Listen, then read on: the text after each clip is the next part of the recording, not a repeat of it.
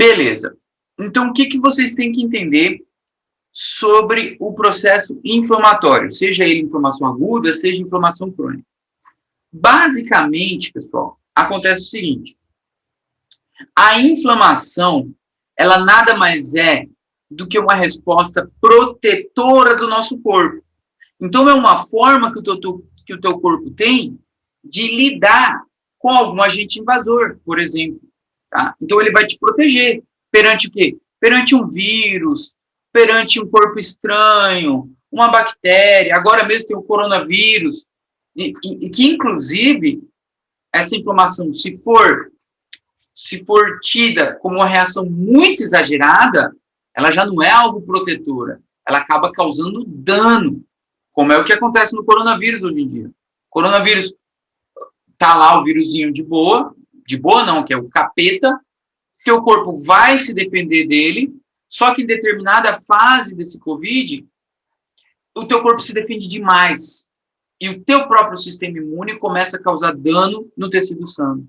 Então, a gente também vai estudar algumas inflamações que acabam causando dano no tecido adjacente. Isso também vai ser essencial para vocês aprenderem no decorrer do ano.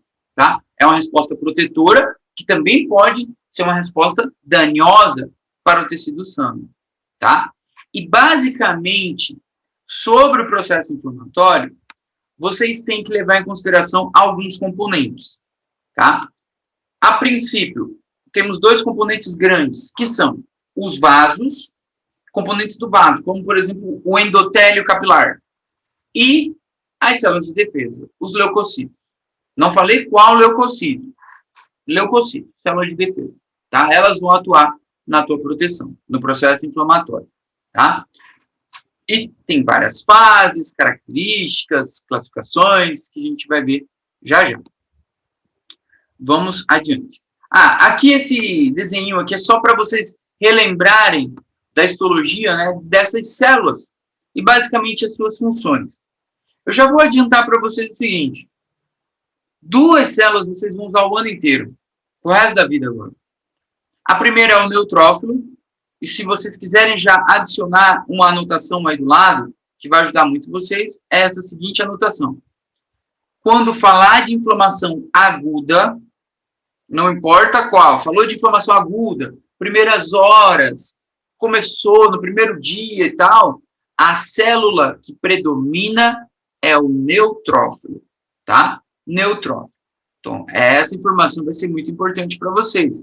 Inflamação aguda, neutrófilo. Isso estou falando de uma forma geral, tá? E no processo inflamatório crônico, né, inflamação crônica, aquela que leva aí semanas, meses, anos, se duvidar, leva a vida inteira do paciente, dependendo da patologia, quem vai predominar são os linfócitos, tá? Os linfocitos. Então, duas anotações muito fáceis para vocês. Aguda, neutrófilo. Crônica, linfócito, tá? Já vamos montando o nosso esqueletinho, bom? Os macrófagos vão ter um papel fundamental também, tanto no processo inflamatório, quanto no processo de reparação tecidual. O macrófago, vocês aprendem muito ele no primeiro ano, que é aquela célula que come, né? Fagocitose, célula comedora e tal. Mas vocês vão ver que o macrófago tem inúmeras outras funções. Tá? Talvez essa de fagocitose seja até a menos importante dele, das funções que o macrófago tem. Tá? Mas já vamos deixar ele aí também. E o macrófago predomina em inflamações crônicas também. Tá? Eosinófilo. Quer anotar alguma coisa com o eosinófilo já? Anota aí do lado dele a palavra assim, ó, asma. Já vai ajudar também. Anota aí asma e no futuro próximo a gente descobre o porquê de anotar asma ali. Tá? E o basófilo deixa aí porque ele é uma célula oculta. Andy, o macrófago é o quê? O macrófago, pessoal, a princípio, vocês podem anotar o macrófago e como inflamação crônica, ele participa de inflamação crônica também. Só que eu vou falar melhor do macrófago para vocês na aula de reparação tecidual, tá? Assim, vocês lembram do macrófago como a célula que fagocitava, né? Comia o resto de células, etc. Comia bactérias, etc. Só que vocês vão ver que O macrófago também atua proliferando fibroblastos, ele atua recrutando novos linfocitos, ele atua proliferando novos vasos sanguíneos também, sabe? Então, é uma célula meio que de reestruturação, é uma célula de equilíbrio que temos no nosso corpo, tá? O macrófago atua acumulando também alguma substância que não pode ser degradada, como a gente viu na aula passada, né? O carvão, por exemplo, se acumula dentro do macrófago, e o pulmão fica preto, né? Os lípidos que a gente viu na parede do vaso sanguíneo, vocês lembram? Os cristais de colesterol, etc.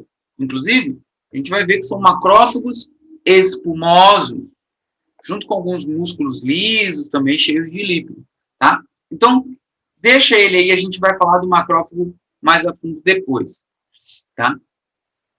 Vamos para o que importa. Esse desenho aqui é da 7ª edição, do Robbins, também é só para mostrar os componentes, é só para vocês irem relembrando, tá? Componentes do sangue, função de cada célula dessa para vocês se localizarem. Nada demais, só para fazer uma revisãozinha. E aqui sim.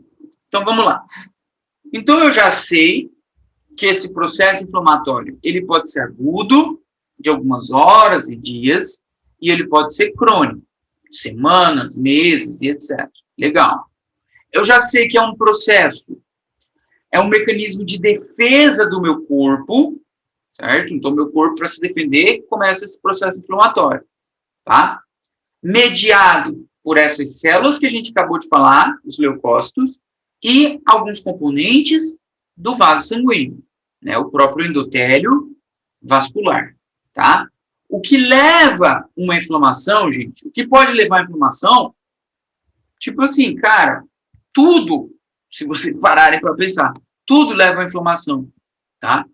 Uma infecção viral, bacteriana, uma queimadura térmica vai inflamar, né? Você vai se queimar com algo quente ou muito frio.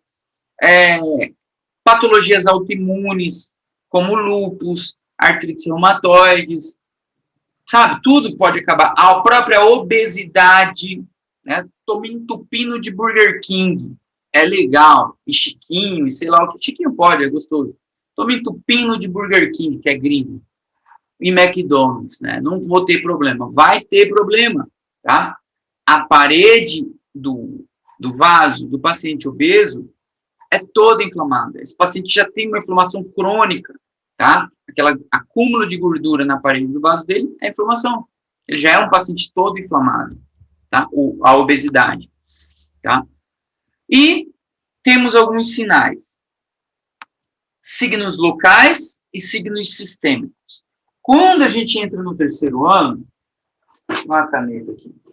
Quando a gente entra no terceiro ano, uma das primeiras coisas que a gente aprende são esses signos locais do processo inflamatório, que é uma tetrada, a tétrada de Celsius, eles falam bastante, tá? Que está baseada em calor, rubor, dolor e tumor. Esses 4 componentes. O que isso quer dizer?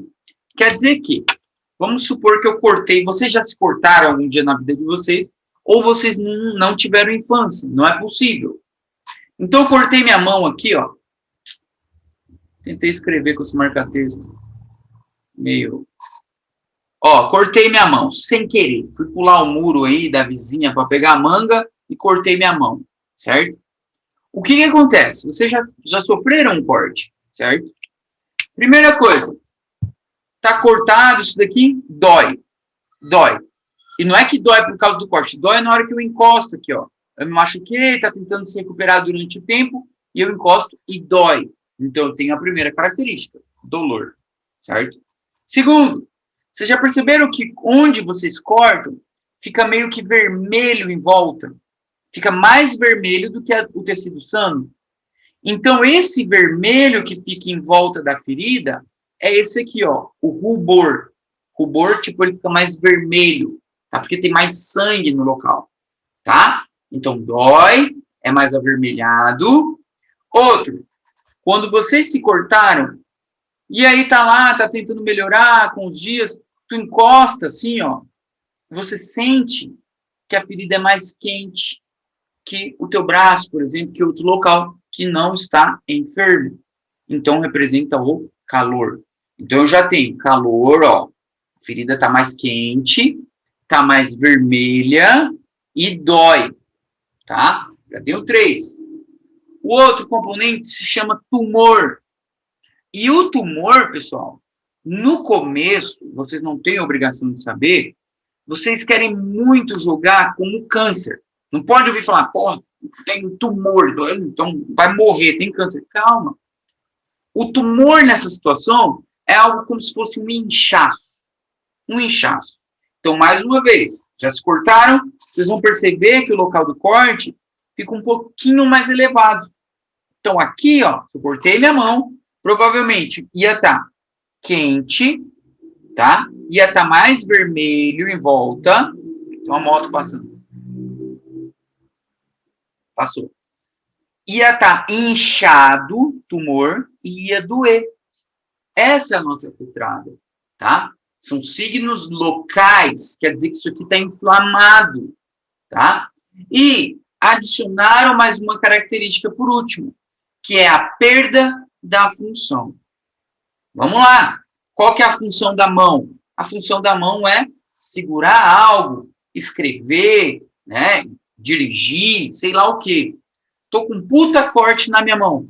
Eu não consigo segurar como se ela tivesse sana, certo? Então, de certa forma, temporariamente, eu perdi a função, certo? Ou tô com a função mais limitada, por exemplo, porque dói e etc.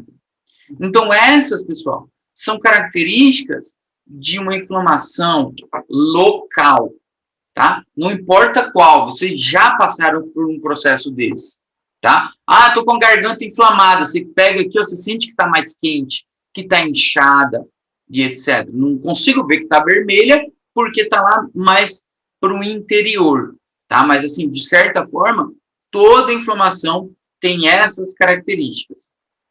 Rubor, dolor, calor, tumor e perda da função. Vão perguntar isso para vocês um dia? Com certeza vão perguntar isso para vocês. Com certeza. É a pergunta de prova. Então, uma pergunta aqui. Todas as pessoas obesas terão vaso sanguíneo inflamado? Todas. Todas.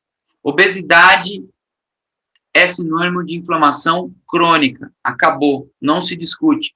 Obesidade vem com hipertensão arterial, vem com diabetes mellitus, então vem com aterosclerose, então vem com um combo, tá? E vem, a pessoa tem uma predisposição à inflamação, tá? Na COVID, expliquei no começo da aula para vocês, que era uma resposta exagerada, uma inflamação exagerada do nosso corpo, causava uma tempestade de citocinas. Beleza, tranquilo, tá? Só que pensa um pouco, se o teu paciente é obeso, ele já tem uma inflamação. O corpo dele já tem uma inflamação mesmo. Quando desencadeia uma tempestade inflamatória, eu somo com a inflamação que esse cara já tem. Então, o COVID no obeso é muito mais grave. Além do que tratar um paciente obeso, ele já tem outras comorbidades. Então, complica muito mais, tá? Mas um dos fatores que pesa muito para o obeso é que ele já tem uma inflamação crônica. Tá? Ele já é portador de uma patologia inflamatória. Falamos do signo local. Cuidado com essa informação. Local, é minha mão que vai estar assim. E aí acontece o seguinte. Cortei a mão, não sei o que, tô melhorando e tal. Eu tô com febre por esse corte. Eu tô meio que com um mal-estar, sabe? Não tô legal, me cortei, tô com dor, não tô muito bem.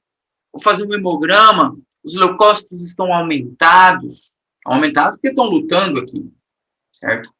Esses, pessoal, são signos sistêmicos da inflamação. A febre é um signo sistêmico. Não importa se eu cortei o meu pé, não importa se estou com a garganta inflamada, tá? Mas eu estou com febre. É um signo sistêmico. Quer dizer assim, poxa, eu estou com alguma inflamação, estou com uma inflamação no dente, estou com febre, pode acontecer, tá? Vou ficar com mal-estar, né? Uma dor muscular, às vezes junto, né?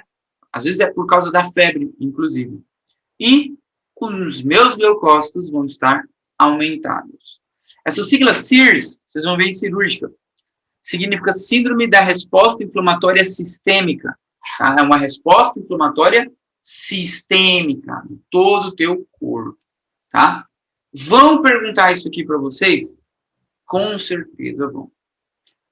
Então, basicamente, isso seria um quadro clínico de um processo inflamatório, seja ele local ou seja ele sistêmico.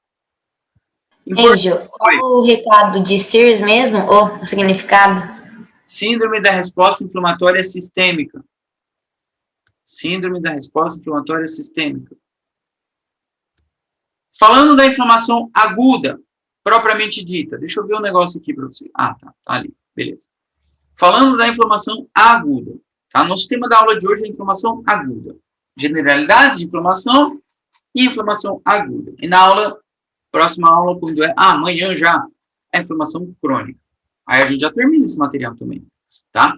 Então, a inflamação aguda, pessoal, é uma inflamação rápida. É uma inflamação de horas, às vezes. De poucos dias. Tá? Não é coisa de meses, por exemplo. Tá? E mais uma vez, temos componentes celulares e componentes vasculares. Tá? A célula que vai predominar na inflamação aguda, pessoal, é o neutrófilo, como eu falei agorinha para vocês. Tá? Ó, essa célulazinha com 3 lóbulos aqui é o neutrófilo, por exemplo. Tá? É um desenho só, esquematizado aí para vocês. Tá? E o que acontece? Vamos lá. Porque vocês têm que entender que isso aqui vai explicar o edema daqui a pouco também. Então, o que acontece? Primeiramente, temos câmbios vasculares, certo? Eu tenho câmbios vasculares. Então, tá aqui a parede do nosso vaso bonitinho, tá? O sangue correndo aqui dentro, plaquetas, etc. Tenho 2 pressõezinhas funcionando perfeitamente, que é a hidrostática e a pressão osmótica. Isso aqui vocês viram em fisiologia ano passado também, tenho certeza. Então, eu tenho um líquido saindo aqui do vaso, mas, ao mesmo tempo, eu tenho um líquido voltando aqui, certo? Num equilíbrio perfeito. Bom, o que acontece agora? Estou com um processo inflamatório, tá? Acontece o seguinte, uma vasodilatação. Então, na hora que o vaso dilata, certo? O vaso dilatou, o espaço entre esse endotélio se abre, certo? E quando... Sou um carro aqui. E quando abre espaço aqui, ó, sai componente do sangue para fora. Sai líquido plasmático. Sai proteína, por exemplo. Sai células de defesa também, tá? Então, eu estou perdendo líquido. Já tenho uma desregulagem na minha pressão coloidosmótica. Tá? Daqui a pouquinho vai ter um edema, vai estar inchado o local. Tá? O que mais que acontece? Vasodilatação, aumentou a permeabilidade, saiu o conteúdo, seja de leucócitos, seja de líquido plasmático ou proteínas. Perfeito. Tá? O que acontece? A extravasação desse líquido aqui pode ser de 2 tipos. Tá? Pode ser de 2 tipos. Eu posso estar falando de um líquido chamado de exudado, como vocês estão vendo aqui, ou um líquido chamado de traçudado. Qual que é a diferença dos dois? O seguinte, o exudado, pessoal, é um líquido rico em células, rico em proteínas, rico em células mortas, em pedaços de células, rico, tipo assim, com agente invasor também misturado nesse líquido, e ele tem uma coloração meio que turva. Ou seja, lembrem do pus. Já viram pus alguma vez? Também já viram, ou vocês não tiveram infância. Tá? Então, o pus nada mais é do que um exudado. É um líquido rico em proteínas, rico em células mortas, tá? Relacionado com inflamação e de coloração turva. Esse é o nosso pus, por exemplo. Mas, na verdade, ele se chama um exudado. Inclusive, um exudado purulento, tá? Ele se chama. O outro tipo de líquido que temos é um líquido meio que o contrário. Ele vai ser um líquido, que é o chamado de traçudado, um líquido pobre em proteínas. Basicamente, só tem albumina.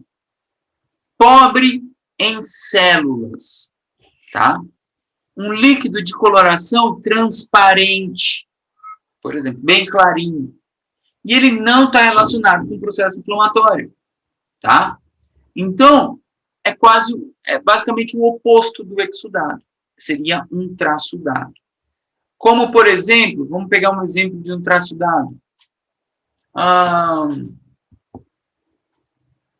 Um edema de membros inferiores. Você está lá, e aí tua tia é cardiopata, e ela fala assim, sei lá, Larissa, não sei o que está acontecendo comigo, que todo dia à tarde minha perna incha tanto assim, e aí eu tenho que erguer aqui em cima da cadeirinha para ela melhorar esse inchaço. Esse líquido que está acumulado na perna dela, nada mais é do que um traçudado. É um líquido claro, pobre em células, pobre em proteínas, componente plasmático, tá? Está se acumulando na perna. Qual que é a causa? Provavelmente uma insuficiência cardíaca. A gente vai ver depois, tá? Mas é só para vocês verem como exemplo, tá? Beleza? Então, tem que saber diferenciar exudado de traçudado. Então, mais uma vez, o exudado é um líquido rico em proteínas, células mortas, um líquido relacionado com inflamação e de coloração turva, meio que amarelado, do jeito que vocês quiserem.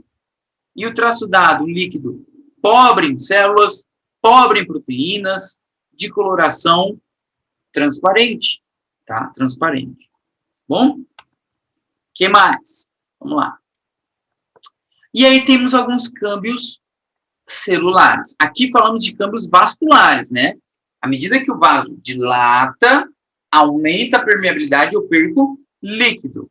E esse líquido pode ser um exudado ou um traçudado. Perfeito.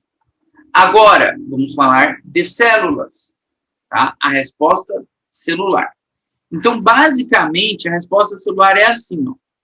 Eu estou com um agente invasor aqui, ó. Os micróbios estão aqui, certo? Aqui dentro do sangue está o meu leucócito.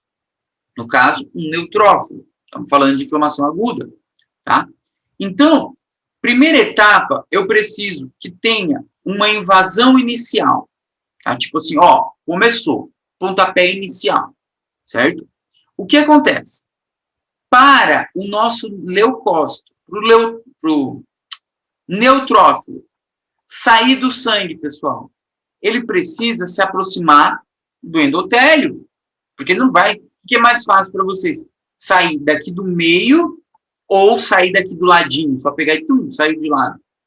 Sair daqui, tá? Então, a princípio, esse neutrófilo precisa chegar perto do endotélio. Eles não ficam perto do endotélio, tá?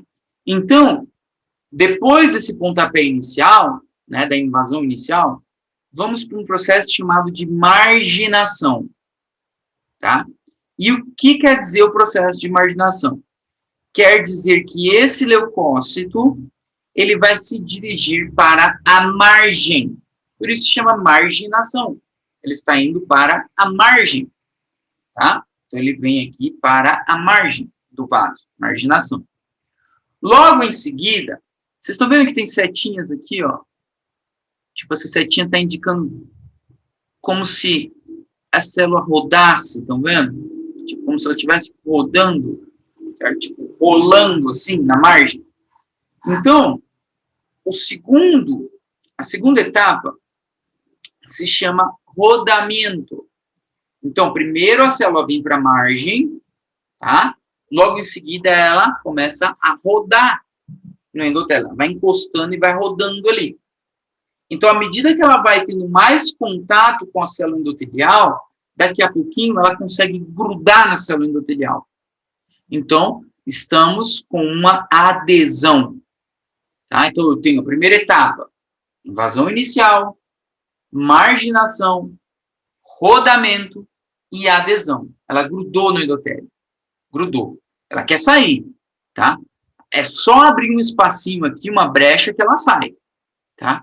E aí, vamos para aquela etapa que eu falei agorinha para vocês. A saída dela através do endotélio se chama diapedese.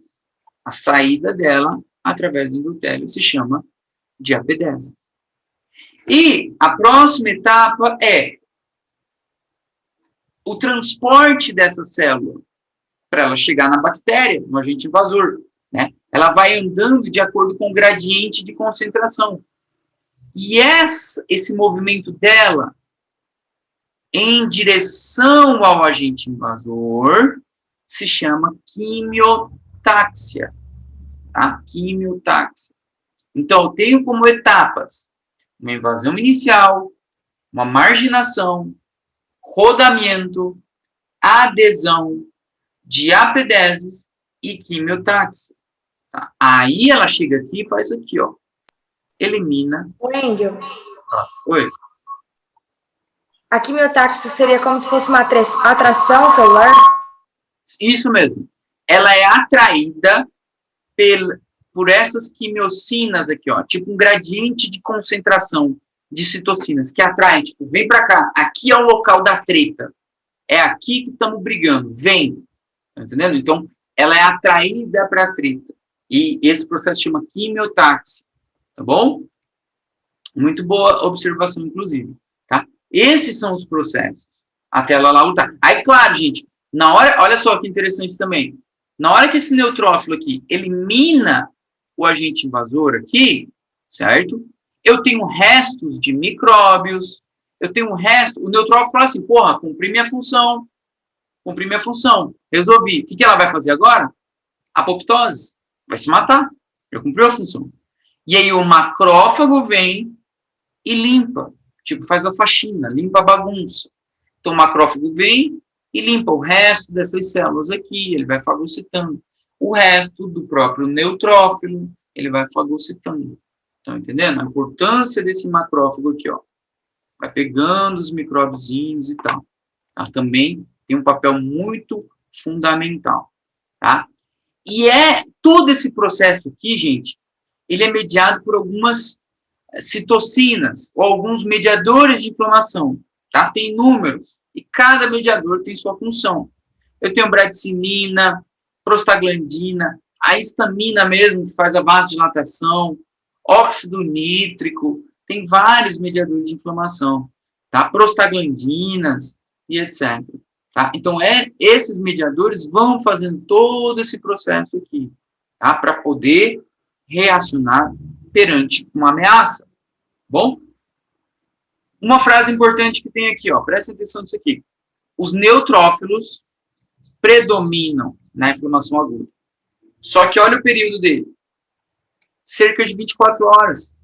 Tá? Depois das 24 horas, eles são, ó, substituídos pelos monocitos, pelos macrófagos. Tá? Aí, ó lá, ele vai saindo de cena. Então, o neutrófilo, ele é o primeiro a chegar na treta, primeiro a chegar na briga. Porque tem mais neutrófilos também. E, tipo assim, ele fala assim, ó, eu dou o primeiro tapa, mas você termina o serviço. Eu não aguento sozinho.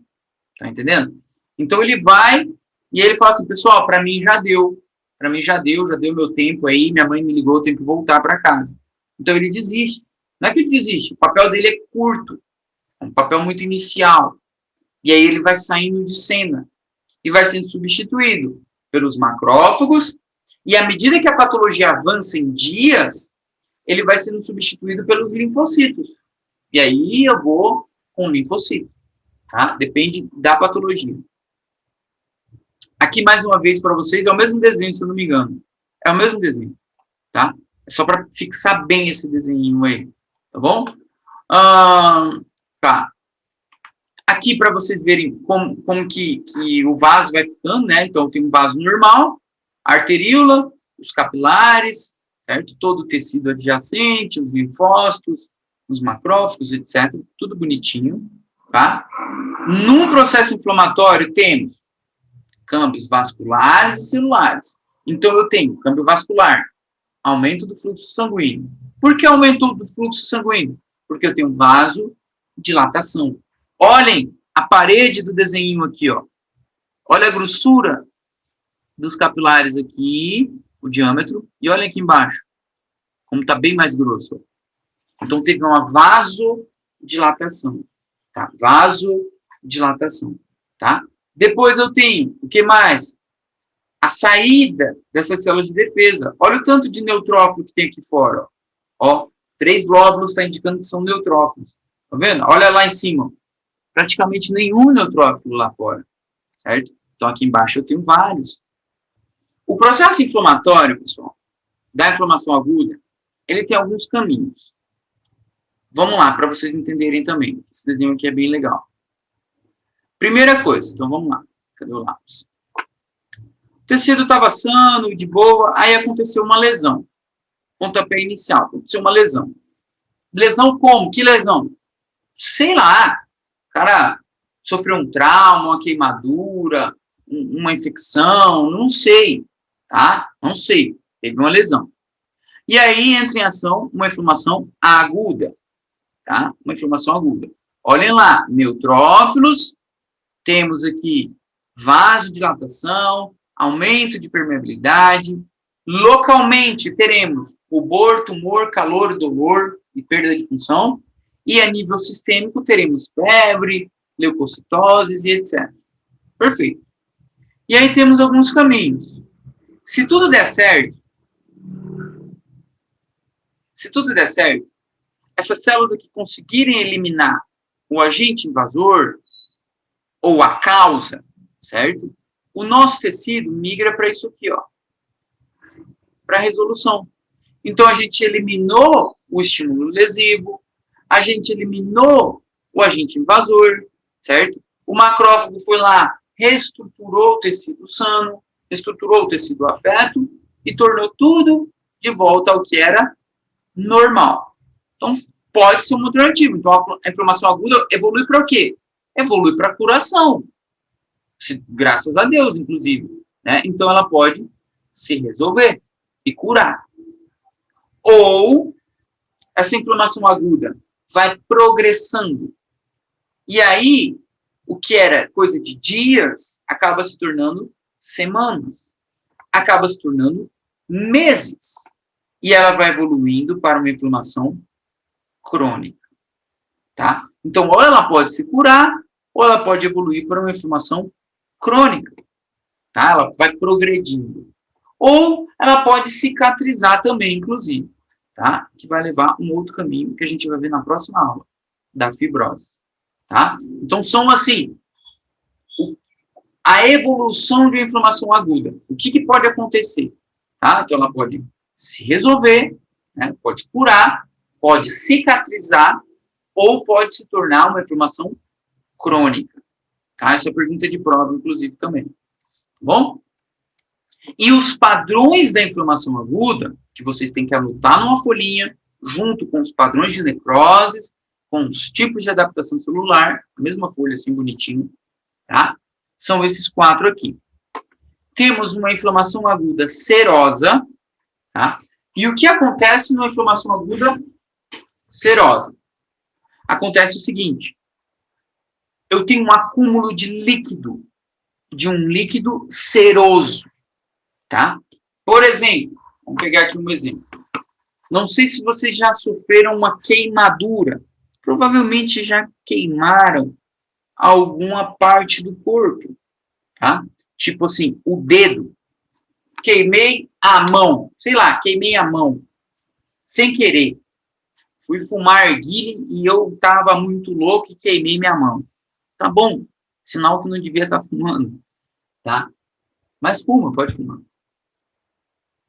Não, não pode não. Tá? Então, queimei minha mão. Quando vocês queimaram a mão de vocês, vocês causaram uma lesão. Causaram uma inflamação. E já viram que faz tipo uma bolha. Então, fica uma bolha cheia de líquido. E aquele líquido que está ali dentro é um líquido seroso. Um líquido seroso. Então, essa inflamação aí da queimadura é uma inflamação aguda do padrão seroso. É uma inflamação aguda serosa. Por quê? É que tem acúmulo de líquido seroso. Qual que é o exemplo? Queimadura. Tá? A outra, temos uma inflamação fibrinosa. Tá? Fibrinosa quer dizer que eu vou ter acúmulo de fibrina. E cuidado, porque é fácil de confundir inflamação aguda fibrinosa e vocês têm uma necrose chamada de necrose fibrinoide. A inflamação supurativa, pessoal, ela também se chama purulenta e ela tem acúmulo de pus, inclusive. Tá? Por isso se chama é só lembrar, do pus, supurativa, acúmulo de pus. Tá? Um exudado, também falei no começo da aula para vocês.